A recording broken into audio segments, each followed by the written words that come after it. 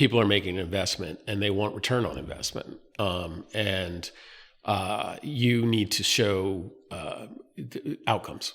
And I mean, that's key. And a lot of people get into nonprofits and they just want to do good. And it's great. But if you're not outcome oriented and driven to produce outcomes and be successful, it's not going to work. Or it sets us apart. I think unfortunately in the nonprofit world, there's a lot of sort of good intentions and not very good programming. We're outcome oriented. We are driven to get successful outcomes and prove that what we're doing works. It's part of why the challenge programs remain the size it has, is because if you start to get too big, you can't own your outcomes.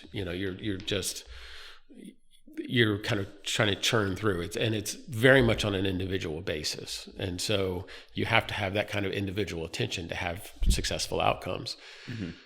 So we stayed of a certain size because I know everybody who's going through the program, and I know when we're having successful outcomes.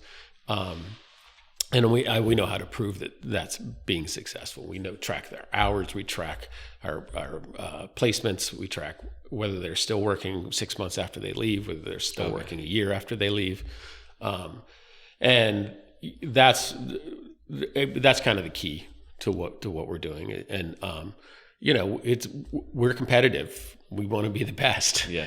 And I tell if you don't want to be here. If you don't want to be the best, I don't want you working in the program. I want to be the best workforce development program in Delaware, and I want better outcomes than everybody else. And that doesn't mean I don't want to support all the other workforce development programs, but that's the attitude I bring to, it's akin to what you would do if you're a competitive entrepreneur. And so that's an important part of the culture that we have at the Challenge Program.